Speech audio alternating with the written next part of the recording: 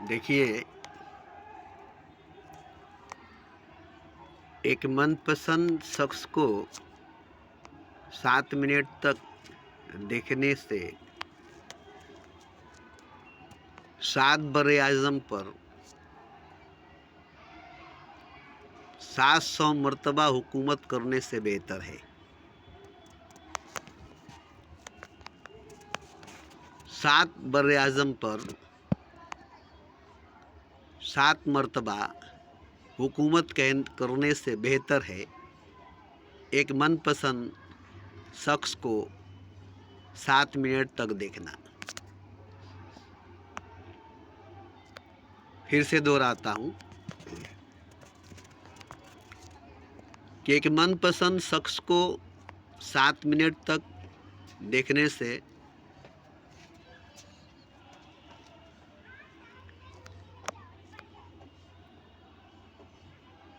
7 बरे-आज़म पर 700 मर्तबा हुकूमत करने से बेहतर है। अब ये बात तो हर किसी को मालूम नहीं है, ये बात तो हर कोई जानता नहीं है। शायद मैं भी नहीं जानता था, मुझे भी मालूम नहीं थी। हालांकि मैं जानता हूँ, मुझे मालूम है, मगर इसको मैं दूसरी तरफ से जानता हूँ, दूसरे तरीके से जानता हूँ, जिसके बारे में मैं खुलकर आज बात करूँगा, तफसीर से। पहली नंबर बात, मन को कोई बाता नहीं, मन को कोई पसंद आता नहीं।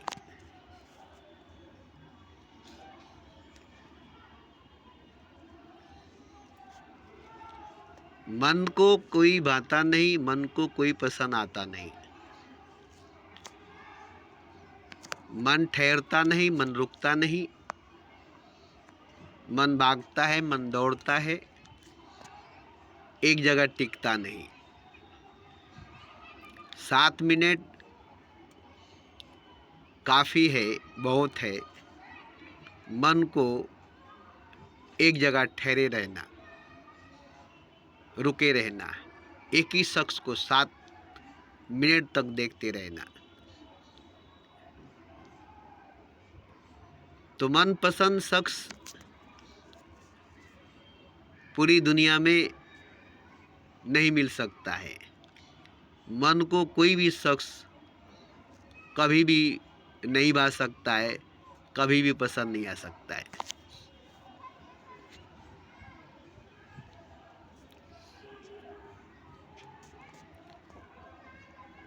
मन कभी किसी को पसंद नहीं करता, ये उसका स्वभाव है। और जिसको पसंद करता है वो अगर मिल जाए तो उसी क्षण वो दूसरे को पसंद करने लगेगा। फिर अगर वो मिल जाए तो उसी क्षण वो फिर दोस्ते को पसंद करने लगेगा। मन एक जगह टिक नहीं सकेगा। 7 मिनट किसी मनपसंद शख्स को देखना नामुमकिन सी बात है, नामुमकिन सी बात है। और इसके पीछे 7 बरे-आज़म पर 700 बार, 700 मर्तबा हुकूमत करने से बेहतर है। इसका मतलब जानते हैं? अगर भूल से आपने मनपसंद शख्स को देख लिया 7 मिनट तक, तो इसकी कीमत चुकानी पड़ेगी। 7 बरे-आज़म पर 700 मर्तबा हुकूमत करने का मौका हाथ से निकल जाएगा। अब आपको 700 मर्तबा 7 बरे-आज़म पर हुकूमत नहीं करने दिया जाएगा, इसलिए कि आपने मनपसंद शख्स को 7 मिनट तक देख लिया है। अब बताइए कि इसकी कितनी भारी कीमत चुकानी पड़ती है, कितनी कीमती वो शख्स है जिसको मन पसंद करता है, जो मन को भा जाता है।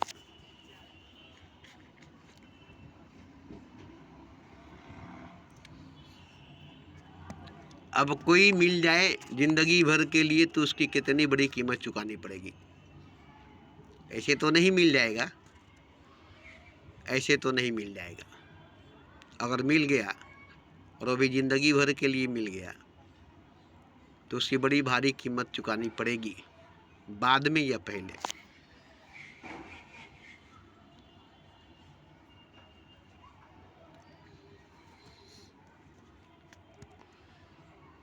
शायद इसीलिए किसी को कोई मनपसंद शख्स नहीं मिलता। इसके लिए बहुत भारी कीमत होनी चाहिए।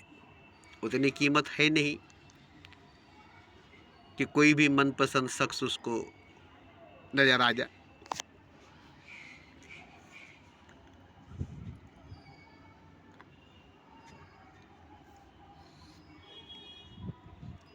तो यहाँ मैंने देखा कि एक मनपसंद शख्स की कितनी कीमत, कितनी वैल्यू बताई जा रही है।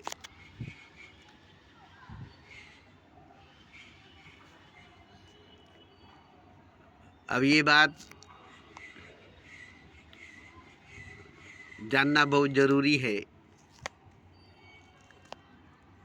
कि यहाँ मनपसंद की बात आई,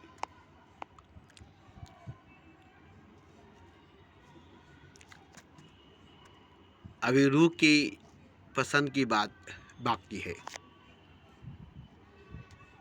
आत्मा की पसंद की बात बाकी है। करोड़ों करोड़ों जन्मों से रूह को, आत्मा को कोई पसंद नहीं आया।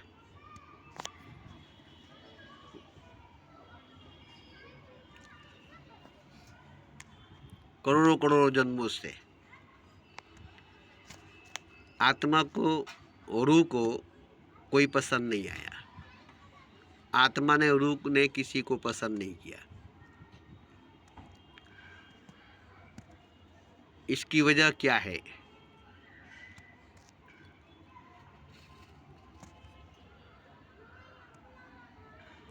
इसकी वजह यही है कि रूह के पास, आत्मा के पास उतनी कीमत नहीं है कि वो शख्स उसके सामने आए, वो शख्स उसके सामने आए। एक चीज़ हमें समझ में आया कि जब आपके पास कुछ भी नहीं रहेगा और आप जब कुछ भी नहीं रहेंगे,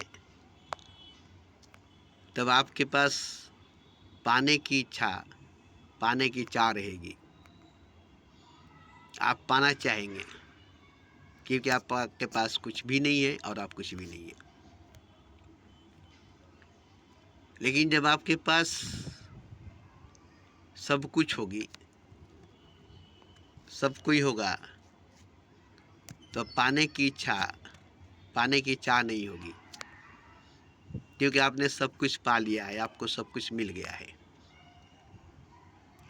और सब कुछ पा लेने की वजह से, सब कुछ मिल जाने की वजह से सब कुछ बेकार लगेगा। जब तक पाए नहीं थे, जब तक मिला नहीं था, तब तक अनमोल था। पा लिए, मिल गया, तब वो बेमोल हो गया, बेमाने हो गई। बंद थी मुट्ठी तो लाख थी, खुल गई तो खाक थी।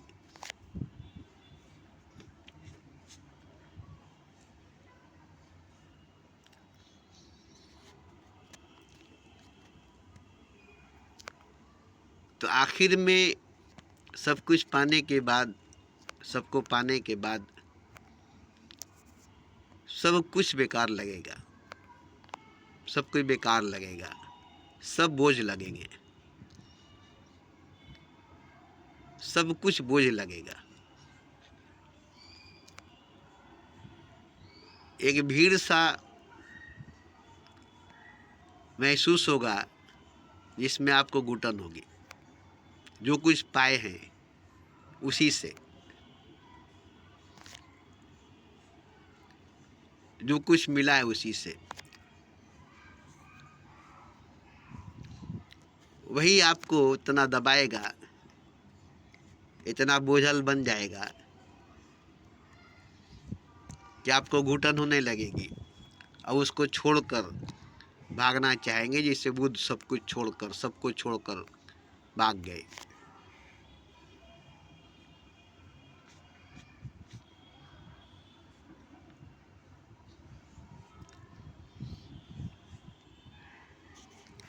लेकिन जब अंदर से आत्मा से रूह से भर जाते हैं, आत्मा रूह जब भर जाता है, तो फिर कुछ पाने की चाह, कुछ पाने की इच्छा अब नहीं रह जाती, क्योंकि रूह भर गई, आत्मा भर गई है। अब रूह में, आत्मा में जगह नहीं है, इच्छा नहीं है, चाह नहीं है।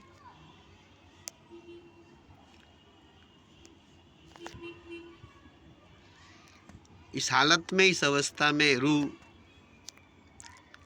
हाथ उठा देता है, अब मुझे कुछ नहीं चाहिए, अब मुझे कोई नहीं चाहिए, तन्हाई ही काफ़ी है, हम तन्हाई ही बहुत है मेरे लिए।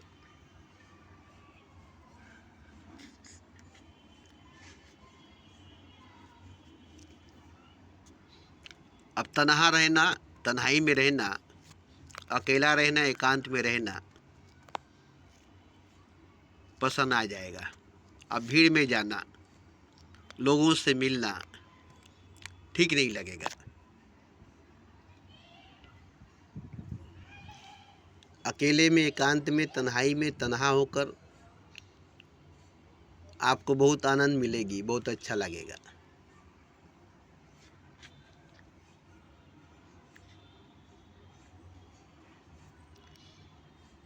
क्योंकि रूह भरी हुई, आत्मा भरी हुई है, भरी हुई रूह, भरी हुई आत्मा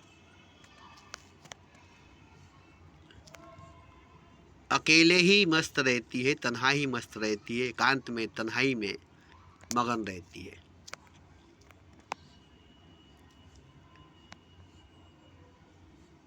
तो जब रूह भर जाएगी, आत्मा भर जाएगी, तब ये स्थिति, ये हालत, ये अवस्था आ जाएगी। अब रूह जन्म नहीं लेगा, आत्मा जन्म नहीं लेगा, संसार में नहीं आएगा।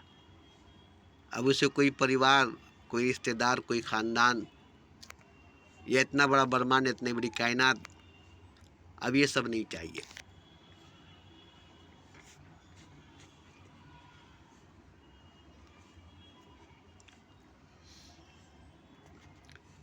तो रूह भर जाने से, आत्मा भर जाने से रूह वापस संसार में नहीं लौटता, आत्मा वापस संसार में नहीं आता।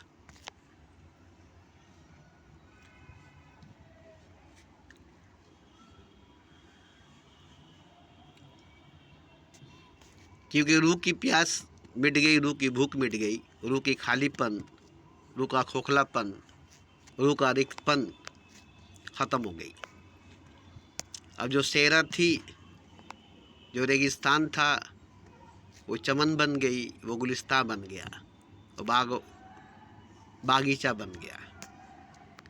अब उसमें फूल, कलियां, परिंदे, चिड़िए चहचहा रहे हैं, बहारें आ रहे हैं।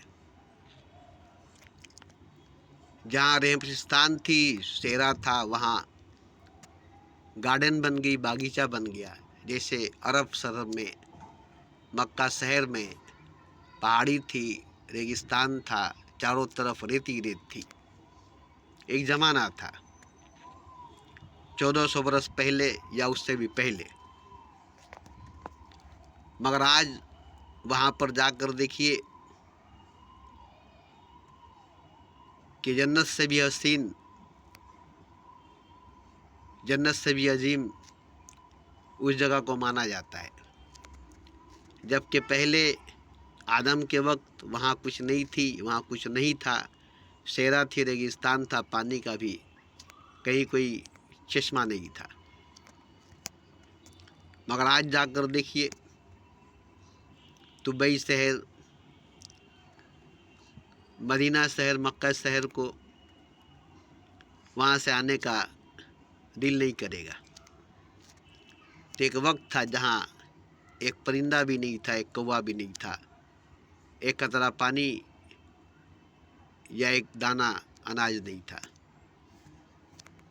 एक गिलास पानी पर गुलाम बिकते थे, गुलाम बेचकर एक गिलास पानी मिलती थी। आज उस जगह पर जाकर देखिए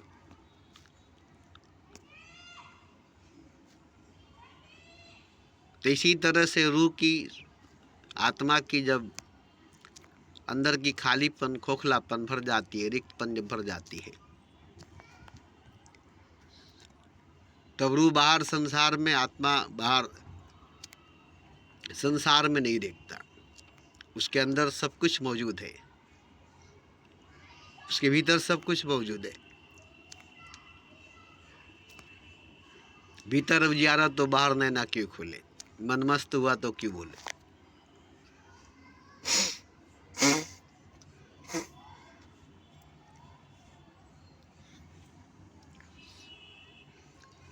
तो ये अवस्था, ये हालत, ये स्थिति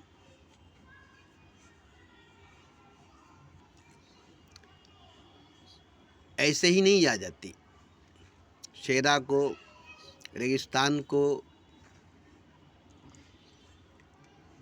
गार्डन बनाना, बागीचा बनाना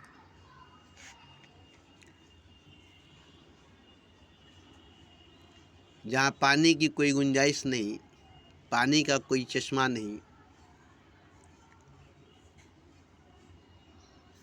वहाँ पर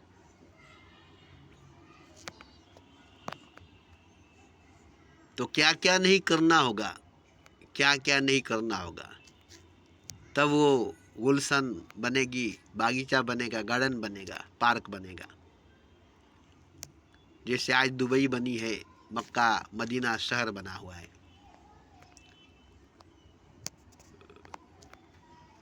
तो आत्मा के भीतर, रूह के भीतर जो खालीपन, खोखलापन है, जो रिक्तपन है, जो प्यास है, जो भूख है, जो हवस है पाने की, जिसके लिए वो करोड़ों करोड़ों जन्मों से संसार में भटक रहा है, शेरा में, रेगिस्तान में भटक रहा है, बार बार जन्म ले रहा है, बार बार पैदा हो रहा है।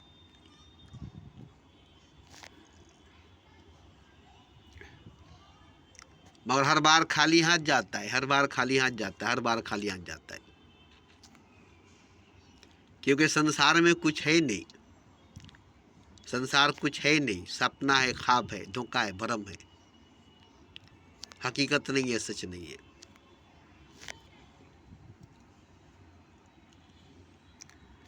ये समझ में आ जाने के बाद, ये ज्ञान हो जाने के बाद, ये बोध हो जाने के बाद आत्मा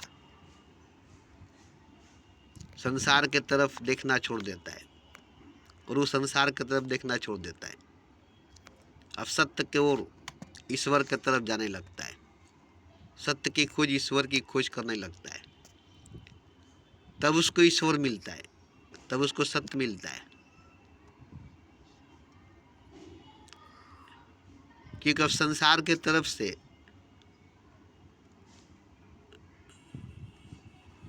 मुड़ जाता है, पलट जाता है, और जहाँ मुड़ता है, जहाँ पलटता है, वहीं परमात्मा को, ईश्वर को पाता है। खोजना नहीं पड़ता है, पलटना पड़ता है, उलटना पड़ता है, मुड़ना पड़ता है।